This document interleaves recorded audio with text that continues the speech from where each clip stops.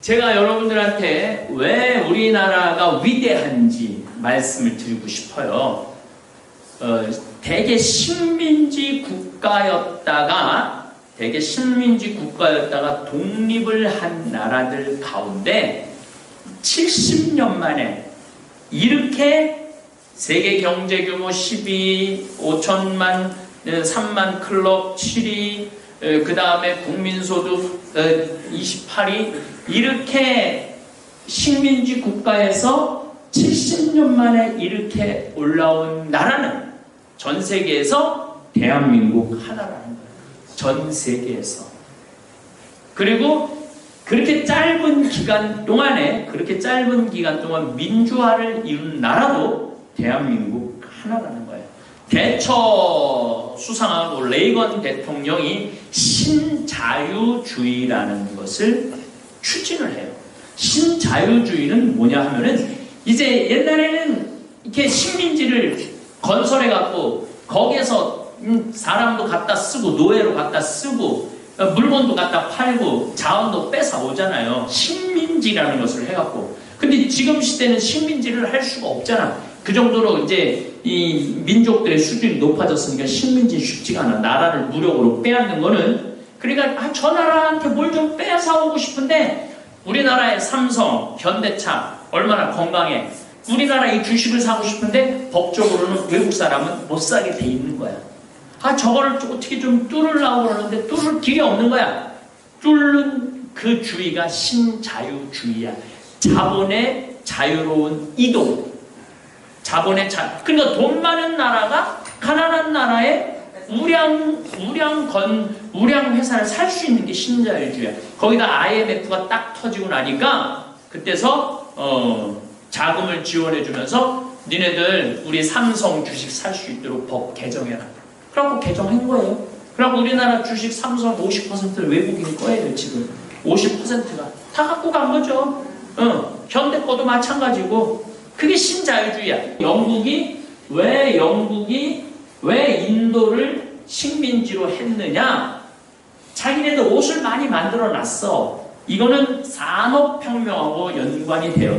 산업혁명이 되면서 증기로, 그냥 이 벨트로 옷도 많이 만들어내고 물건도 많이 만들어내고 엄청나게 대량으로 생산을 했어. 근데 물건을 팔 때가 있어야지. 물건은 많이 만들어내는데. 그러니까 식민지를 만들어 놓고 거기다 갖다 파는 거야. 그 식민지에서 또 자원을 뺏어가고. 일본도 마찬가지예요. 일본도 엄청나게 이 공업화가 돼서 물건을 많이 만들어냈는데 팔 데가 있어야지. 그러니까 우리나라 갖다 다 파는 거예요. 땅 다 뺏고, 여기 동남아시아 다 뺏고, 일본은 이렇게 뺏고, 영국은 해가 지지 않는 나라라고 그러는데 나는 영국을 해가 지지 않는 나라라고 여러분들 절대 표현하지 마세요. 해가 졌는데도 도둑질하느냐고.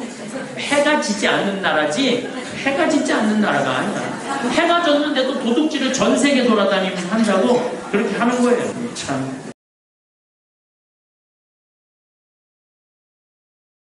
참 예수님. 감사합니다.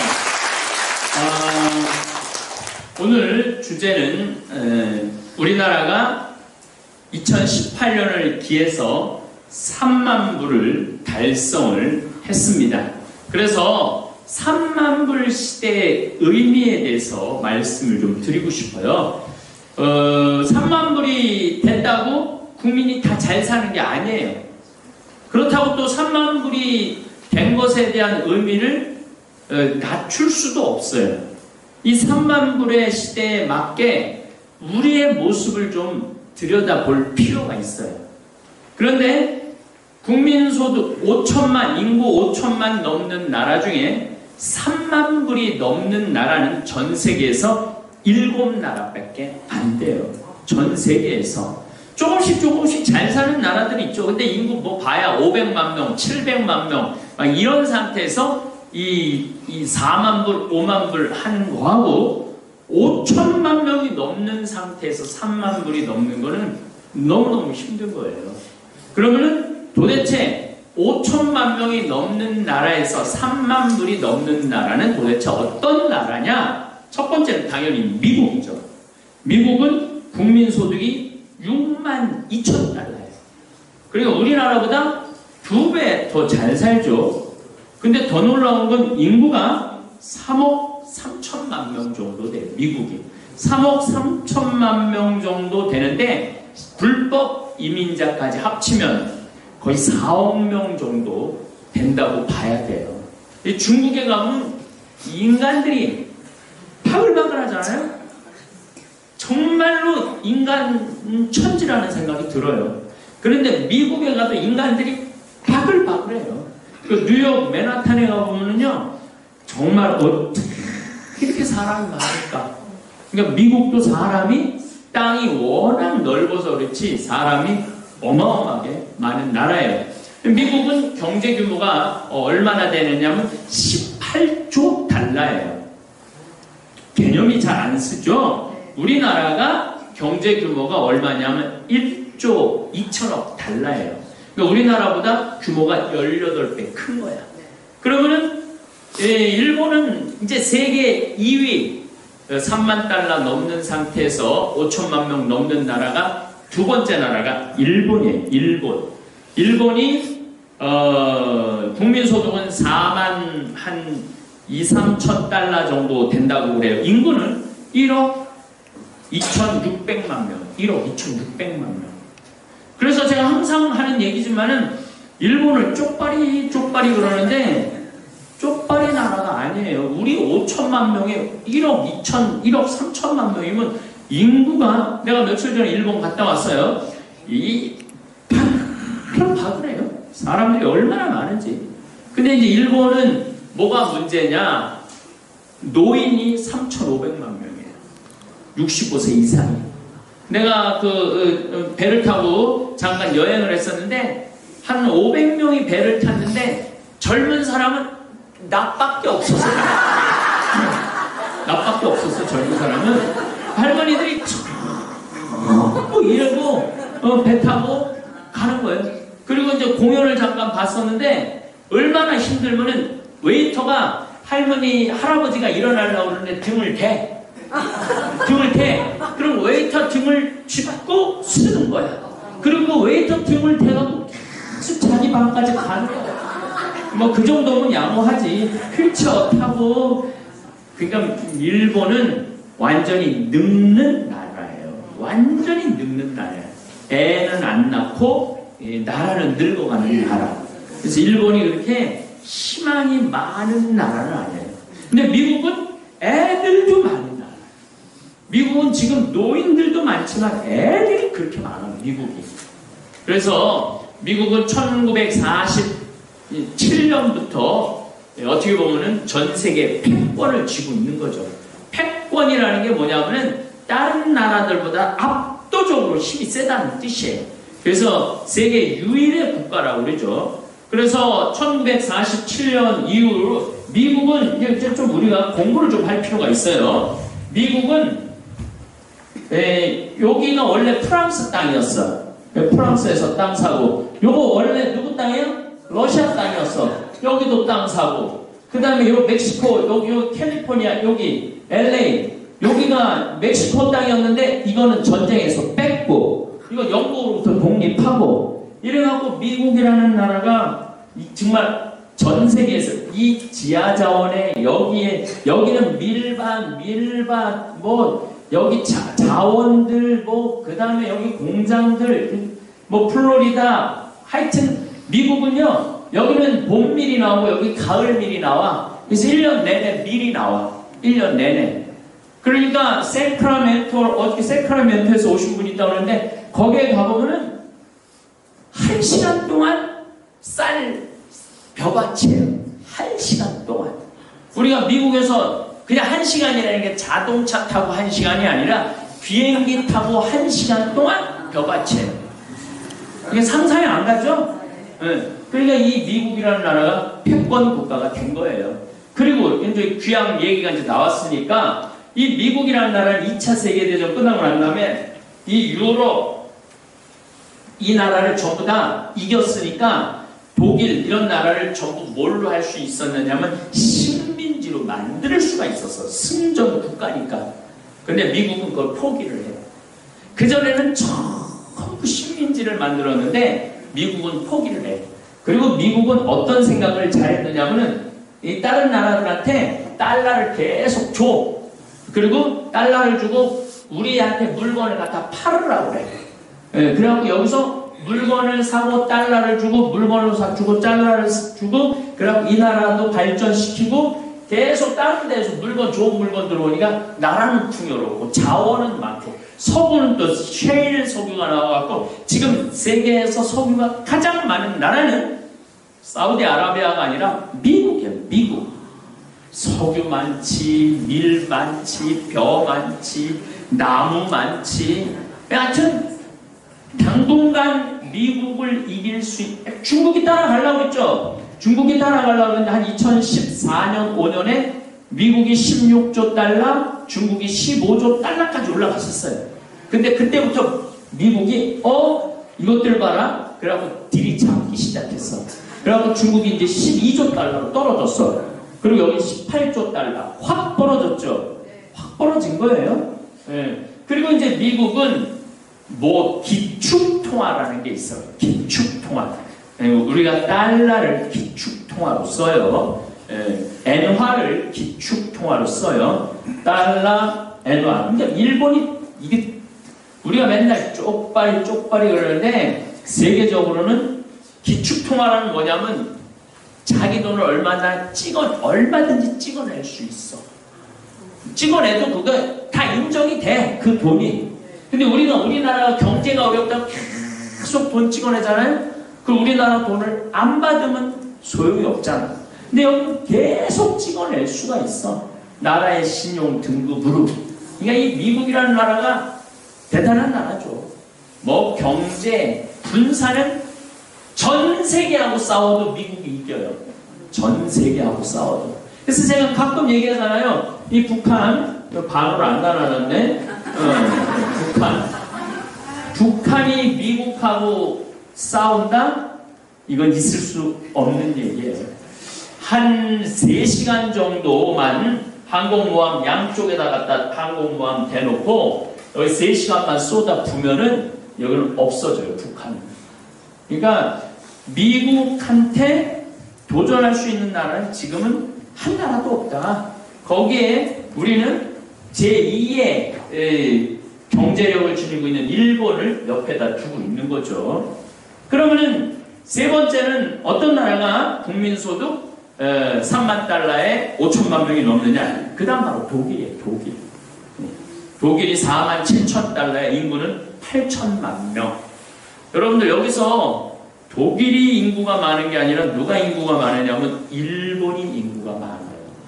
일본이 굉장히 큰 나라예요. 우리 남한보다 4배가 크니까. 그리고 제가 한 2박 3일 동안 일본을 이렇게 여행해봐도 나라가 커요. 확실히 커요.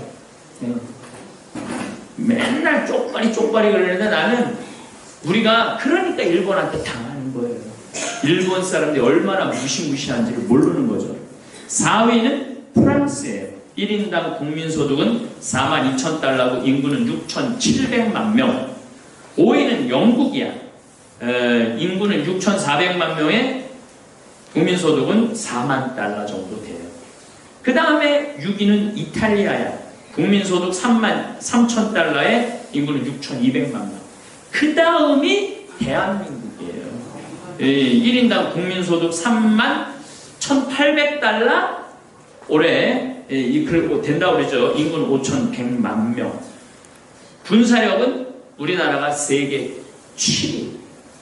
우리 텔레비전 보면 맨날 찌질이 나라인 줄 알잖아요. 대한민국이 얼마나 위대한 대단한 나라인지 이게 좀 우리 국민들이 좀 알았으면 좋겠어. 우리가 이 나눠진 나라 이 어려운 여건 속에서도 이걸 달성했다는 건 일단은 대단한 거예요. 자부심을 가져도 돼요. 그러면은 우리나라는 잘 사는 것 같지 않은데 뭐 그렇게 신부님 말하면 뭐 대단한 것 같은데, 근데 잘 사는 기준을 좀 바꿔버리고 우리가 쫙 떨어져요. 28위로. 국민 소득으로만 따지면은 모나코가 1위야. 모나코. 거기 뭐 카지노도 있고 이래갖고 나라는 우리 평창만 할까? 요 평창 읍내만 할까? 예, 그래서 국민 소득이 높아요. 2위는 노르웨이예요. 82,000달러. 뭐 10만 달러 왔다 갔다 해 통계가. 근데 노르웨이는 내가 다시 한번 강의를 할 거예요. 노르웨이가 왜 잘 사는 나라인가? 노르웨이가 그 북극해 석유가 꽉 찼어. 근데 이 석유를 흥청망청 쓰지 않고 이 석유 개발을 잘 해갖고 뭐를 하느냐면 각 세계 은행마다 투자를 기가 막히게 해놨어. 그래서 이 나라는 지금 노후 대책 앞으로 몇 년 동안 할 거에 대한 돈을 얼마나 모아놨느냐면 1200조 달러를 모아놨어요. 그러니까 어마어마하게 돈을 모아놓은 거예요. 이 사람들은. 그러니까 참 대단한 거죠. 무시무시한 거죠. 1200조 달러가 아니라 그 돈이 그 1200, 아까 미국이 18조 달러라고 그랬잖아요. 돈이 우리나라 돈으로 1100조 원 정도. 우리나라 돈으로. 그러니까 어마어마한 돈을 이 사람들은 미래를 위해서 준비해둔 나라예요. 똑같은 베네수엘라는 석유가 거의 노르웨이하고 베네수엘라하고 비슷하게 나오는데 이 나라는 투자를 하나도 안 한 거예요. 그 국민들한테 아무것도 하지 말고 국가에서 돈 줄 테니까 니네들 흥청망청 쓰라고 그래갖고 하다못해 연필 공장 하나 없는 나라가 돼버린 거야. 그러니까 베네수엘라는 석유가 그렇게 많은데도 거지 나라가 된 거고, 노르웨이는 우리 이 좋은 석유를 가지고 미래에 투자하자라고 미래에 투자한 나라예요. 극명하게 달라지는 거죠. 그 다음에 또 잘 사는 나라가 스위스 81,000. 스위스에서 누가 공부를 하냐면 김정은, 김여정이 공부를 해요. 그 스위스에서 5년 동안 공부를 하면서 본 게 뭐겠어요? 자기네 나라하고 상황은 비슷하거든. 스위스도 전부 다 산악지역이거든. 북한도 전부 산악지역이고. 근데 이 스위스라는 나라는 기가 막히게 잘 사는데 자기네 나라 생각해보면 기가 막히잖아요. 그러니까 요즘 김정은이가 왜 저렇게 털고 나오는지 그 유학도 엄청난 영향을 미치는 거예요. 내가 여러분들 여기 뭐 외국에 지금 계신 분들도 오시겠지만은 내가 외국에 그것도 잘 사는데 5년만 살다가 들어오면은요 생각이 바뀌게 돼 있어요. 그래서 나중에 김정은 국방위원장 내가 만나보면은 물어볼 거예요. 어떻게 해서 이렇게 생각이 바뀌었느냐고. 쉽진 않겠지만은 아니 분명히 저는 그런 생각을 해요. 유학이 영향을 미쳤다. 그렇게 생각을 해요. 그 다음에 룩셈부르크 76,000, 카타르가 75,000, 아이슬란드가 56,000, 덴마크가 56,000, 미국이 56,000. 여기 근데 이상한 게 있어. 모나코를 빼고 이 모든 나라들이 어떤 나라야? 추운 나라. 따뜻한 나라 중에서는 잘 사는 나라가 없어요. 추운 나라, 또 사계절이 분명한 나라들이 잘 살아요. 참 이상하죠?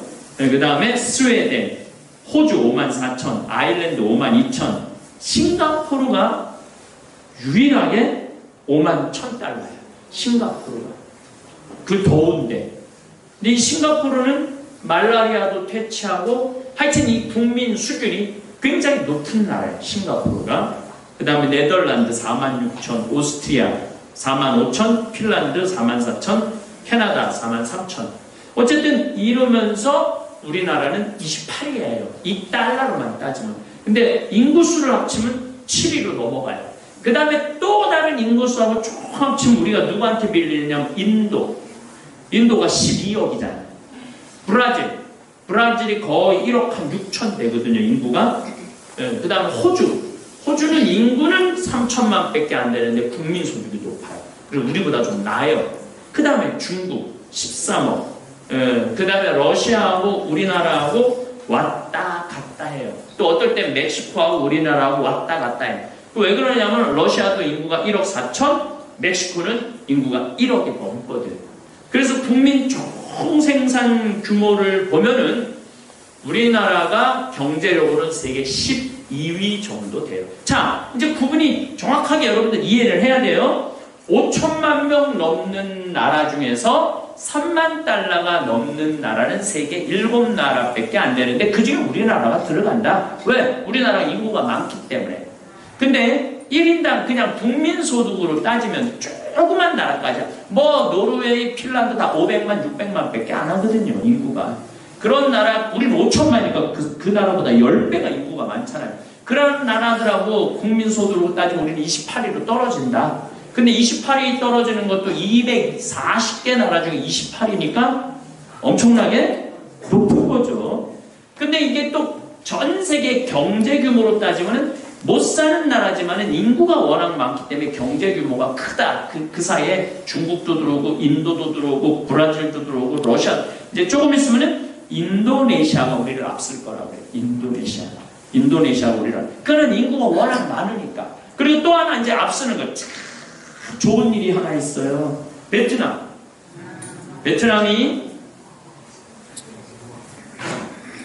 인구가 1억이 넘어요.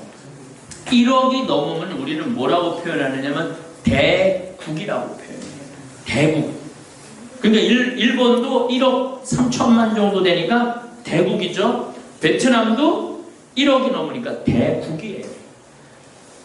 우리나라 수출입 교육 대상 3위가 베트남이에요, 지금. 1위가 중국, 2위가 미국, 3위가 베트남이에요. 놀랍죠? 예. 제가 베트남 가고 제일 놀란 게 사람이 바글바글해요. 그리고 제일 놀란 거는 초등학교 앞에 수업 시간이 끝나면은 그 애들을 기다리고 있는 부모들이 오토바이를 어마어마하게 줄을 서서 기다리고 있어. 그래갖고 애들 끝나면, 그러니까 교육열이 대단한 거예요. 교육열이. 근데 거기에 더 기가 막힌 거는 박항서 감독이 이번에 우승을 시켜놨다는 거예요. 베트남을 10년 만에. 그래갖고 내가 난 그 시합을 직접 계속 봤는데 내 말이 그 텔레비전 보면서 저 박항서 감독이 100억 달러 물건 팔았다는 내가 100억 달러. 그러니까 한 사람이 얼마나 위대한 일을 한 건지 대단한 일이 벌어진 거죠. 어쨌거나 제가 여러분들한테 왜 우리나라가 위대한지 말씀을 드리고 싶어요. 대개 식민지 국가였다가 독립을 한 나라들 가운데 70년 만에 이렇게 세계 경제 규모 12, 5천만, 3만 클럽 7위, 그 다음에 국민소득 28위, 이렇게 식민지 국가에서 70년 만에 이렇게 올라온 나라는 전 세계에서 대한민국 하나라는 거예요. 전 세계에서. 그리고 그렇게 짧은 기간 동안 민주화를 이룬 나라도 대한민국 하나라는 거예요. 요거는 나중에 한번 길게 설명하겠지만 미리 말씀을 드리면은 되게 왕조 시대를 전 세계가 있었어요. 왕조 시대. 다 왕조였잖아요. 다 왕조 시대. 그 왕조 시대에서 제국 시대로 넘어가요. 우리 이 왕조, 조선 왕조에서 대한제국으로 넘어가잖아요. 그래서 고종 황제라고 그러잖아요. 그러니까 전 세계에서 아무도 인정하지 않지만은 우리는 대한제국의 시절을 갖고 있었어요. 제국. 그러니까 일본 제국, 뭐 독일 제국, 영국 제국, 뭐 다 제국의 시대를 다 거쳐요. 제국의 시대가 끝나고 난 다음에 동시에 다 독립을 해버려요. 전 세계가. 그럼 독립을 하고 나면 그 다음에는 오는 게 뭐냐면 독재야. 군사 독재. 그 독재 시절을 거치고 그 다음에 민주화 시대를 거치는 거예요.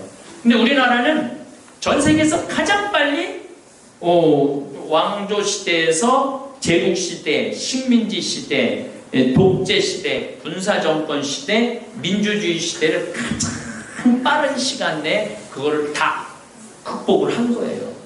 그러니까 뭐 어떨 때 보면은 나도 강의 때 뭐 독재 뭐 전두환 욕도 하고 노태우 욕도 하고 뭐 이명박 욕도 하고 뭐 박근혜 욕도 하고 또 이승만 욕도 하고 막 옛날에 조선 왕조 욕도 하고 그냥 일제 식민지 나라 뺏긴 그 기가 막힌 국민의 그 역사 인식이 없는 욕도 하고 참 많이 하지만 그럼에도 불구하고 전 세계에서 가장 빠른 시간 내에 민주주의가 정착된 나라가 우리나라라는 거는 그거는 꼭 우리가 알아야 돼요.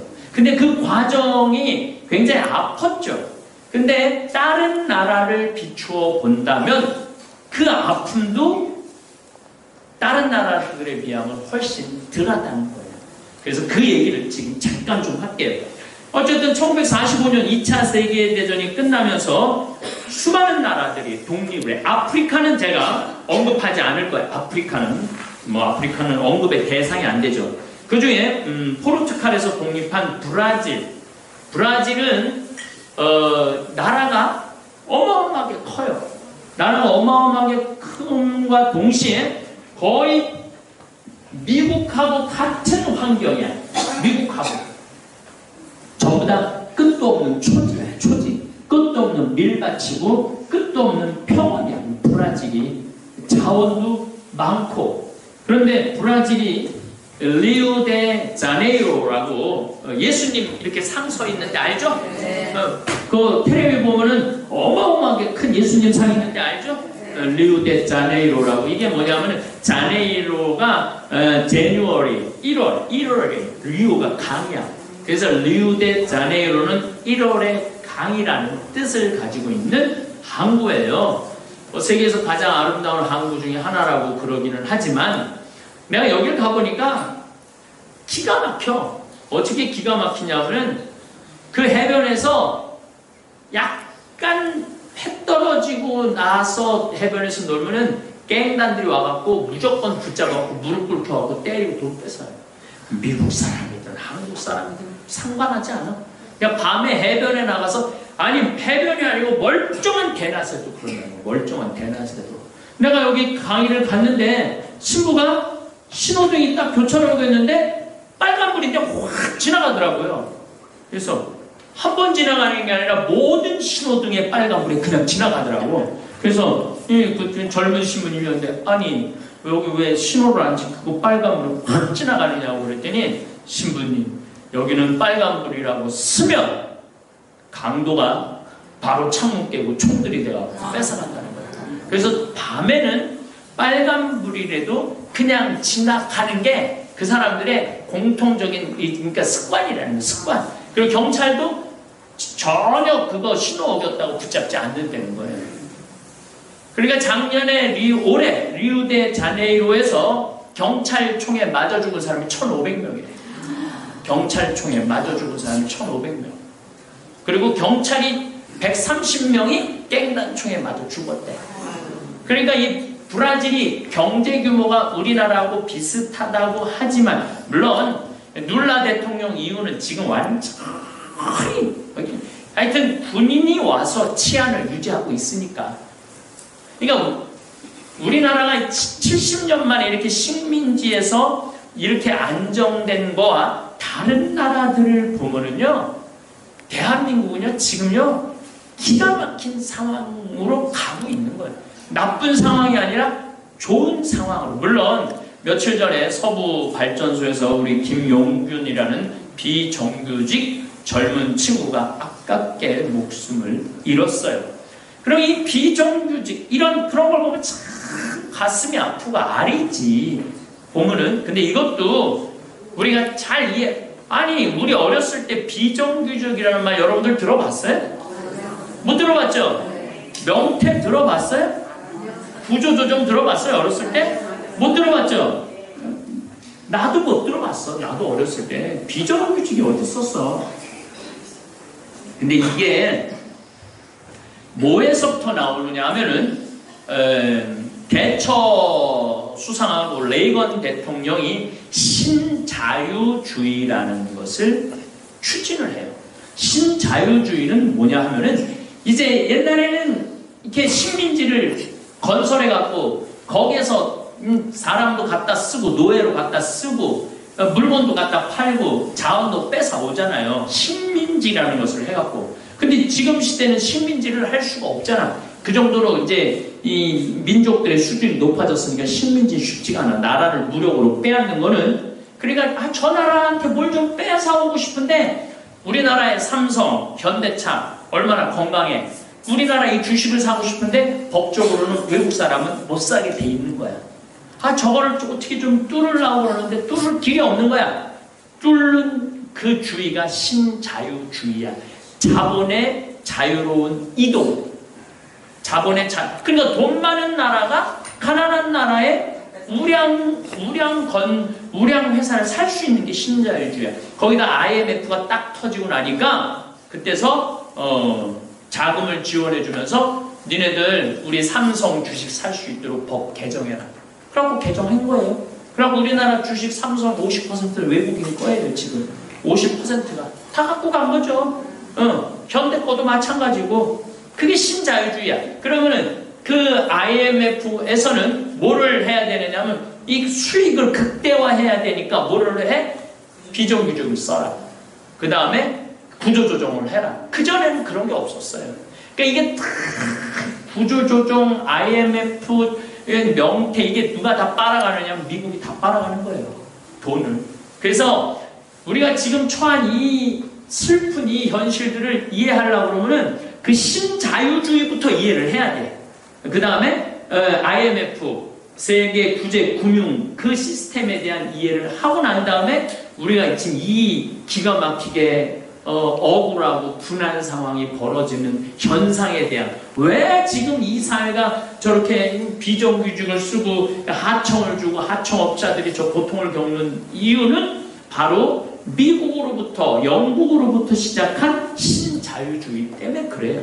신자유주의라는 거는 어려운 게 아니야. 그냥 자본의 자유로운 이동인데 자본의 자유로운 이동이 아니라 자본이 많은 기축통화, 달러를 찍어낼 수 있는 나라가 마음에 드는 다른 나라 기업을 얼마든지 살 수 있도록 하는 법적인 그런 게 그래서 이 요한 바오로 2세 교황님이 신자유주의에 대해서 그렇게 반대를 했다는 거예요. 그러면은 약소국가, 제3국가가 고통을 겪는다. 지금 우리나라가 약소국가도 아니고 제3국가도 아닌데 우리나라가 이 정도 고통을 겪을 정도라면 다른 나라는 말할 것도 없죠. 얼마나 힘들고 고통스럽게 사는지. 어쨌거나 하여튼 브라질이라는 나라는 이 좋은 상황임에도 불구하고 그 고통을 겪는 거야. 두 번째로는 멕시코. 멕시코는 여기가 멕시코예요. 멕시코도 어마어마하게 나라가 큰 나라예요. 트럼프 대통령이 이 국경에다가 장벽을 쌓는다는 거 아니에요. 이 국경에다가 장벽을 그러니까 LA의 식당에 가면요 인디오 멕시코에서 넘어온 사람들이요 한국말을 얼마나 잘하는지 몰라요. 뭘 드시겠습니까? 물어봐요. 아니 멀쩡한 저기 뭐 우리나라 사람도 아니고 멕시코 사람인데 뭘 드시겠습니까? 아 김치찌개 기다려주세요. 또 가요. 그러니까 그냥 그 넘어온 사람들이 그래도 넘어온 사람들이 너무너무 풍요롭게 살 수 있는 게 미국이거든. 그러니까 트럼프가 장벽을 쌓겠다는 거 못 넘어오게. 그럼 멕시코라는 나라, 이 멕시코라는 나라가 우리나라하고 경제력이 비슷비슷해요. 그런데도 가보면 거지 천지야. 나라 전체가 거지야. 나라 전체가. 그리고 이 마약 카르텔이라고 마약 갱단이 거의 나라를 지배한다고 해도 틀린 말이 아니에요. 다음 달 내가 14일 날 멕시코 과달루페 성모 성지 순례를 가는데 내가 가서도 얼마나 위험을 느끼는지 몰라요. 정말 지독하게 판자촌들이 그냥 늘어서 있어. 그냥 이렇게 저기 성 티티오칸이라고 그 피라미드가 이집트 피라미드보다 더 큰 피라미드가 있어요. 거기 그 길을 가다 보면은 전체가 판자촌이야. 전체가. 그냥 판자촌이야. 근데 그 나라가 우리나라하고 경제가 비슷하다는 거예요. 그러니까 빈부의 격차가 이건 뭐 말할 수도 없을 만큼 크죠. 빈부의 격차가. 우리나라가 뭐 빈부의 격차가 있다 없다 이거는 내가 지금 강의 때 내가 다 가본 나라만 얘기를 하는 거예요. 그 다음에 기가 막힌 나라가 인도는 우리나라보다 경제 규모 훨씬 커요. 근데 문제는 인도는 1947년에 독립을 해요. 1947년. 여기가 인도가 1947년 누구 때문에 독립을 하느냐? 마하트마 간디 때문에 그래. 마하트마 간디는, 마하트마라는 것은 무슨 뜻이냐면 위대한 영혼을 가진 간디를 얘기를 하는 거죠. 간디는 비폭력을 해요. 그리고 물레를 해요. 물레를 여러분들 간디 영화 보면 간디가 이렇게 물레 잡는 거 보시죠? 네, 그 물레라는 게 뭐냐면 영국에서 만든 옷을 사지 말자. 그래갖고 국산, 우리나라 일제강점기 때 국산 애용 그거 하듯이, 이게 왜 그러면은 제국주의들이, 이 영국이 어디 갔어? 영국 넣지도 않았네?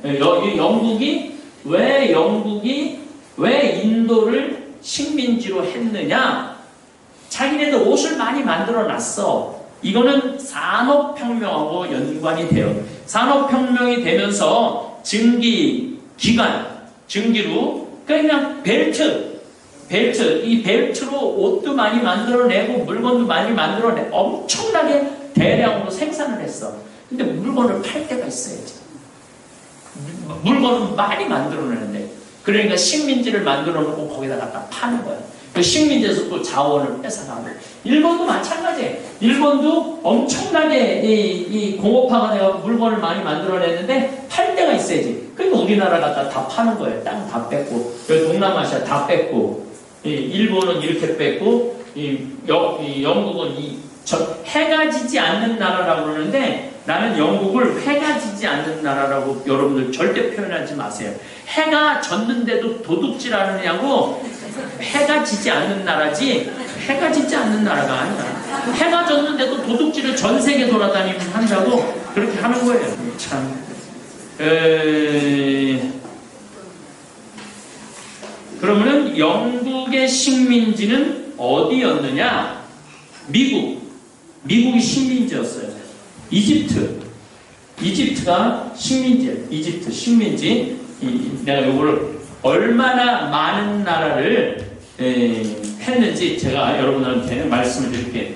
그 다음에 오스트레일리아 식민지, 바레인 식민지, 그 다음에 방글라데시, 인도 방글라데시 식민지, 그 다음에 브루나이, 도미니카 공화국 식민지, 피지, 여기 뭐 피지 식민지, 잠비아, 내가 다니는 잠비아도 식민지, 가나도 식민지, 그 다음에 홍콩, 인도 식민지, 홍콩 식민지, 아일랜드, 여기 위에 아일랜드 식민지, 자메이카, 예멘, 캐나다도 식민지였어요. 캐나다. 지금도 영연방에 속해요. 캐나다, 호주 식민지, 카타르, 그 다음에 쿠웨이트 식민지, 이쪽 식민지. 그러니까 해가 지도록 도둑질 하느냐고, 해가 지지 않는데 해가 져도 도둑질 하느냐고, 그런 나라지 무슨 해가 지지 않는 나라예요. 도둑놈들이지, 쉽게 말하면. 그 다음에 말라위는 여기 바로 위에 있어요. 말라위. 그 다음에 말레이시아 식민지. 뭐다 말타, 모리셔스. 여기 모리셔스가 있어. 모리셔스 식민지. 나이지리아, 어마어마하게 크죠. 나이지리아 식민지. 뭐 르완다, 파푸아뉴기니.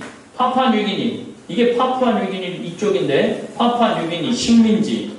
그 다음에 뭐 시에라리온, 짐바브웨, 싱가포르, 스리랑카, 남아프리카 공화국, 저 맨 밑에 남아프리카 공화국 식민지, 스와질랜드, 수단, 투발루, 우간다, 아랍에미리트 식민지예요. 그러니까 영국이라는 나라가 이 많은 나라들을 식민지로 쓰고 착취하고, 그 중에 인도는 200년 동안 한 거예요. 인도는 어쨌든 1947년 간디에 의해서 독립이 됐는데 문제는 이 나라는, 이 인도도 가보면은요 거지 천지예요. 그냥 길에서 그 우리 저기 카드보드 박스라고 그러지, 골판지 그거 깔고 그거 덮고 자는 사람이 수두룩해요. 가보면은 기가 막히죠. 그러다가 한 5도까지 내려가면 얼어 죽고.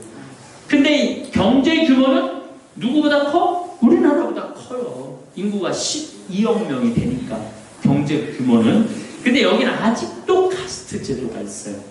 고대 인도의 리그 베다 그 우리 경전을 보면은 브라만은 어디서 최초 신과 인간인 뿌리샤의 입에서 태어나 브라만은 크샤트리아는 겨드랑이에서 태어나 이 신의 그 다음에 바이샤는 허리에서 태어나 바이샤 수두라는 발에서 태어나 그래갖고 입에서 태어나고 겨드랑이에서 태어나고 허리에서 태어나고 이 네 계급을 바꿀 수가 없다는 거예요. 아직도 이 네 계급이 아직도 있어요. 크샤트리아하고 브라만 얼굴 색깔이 달라.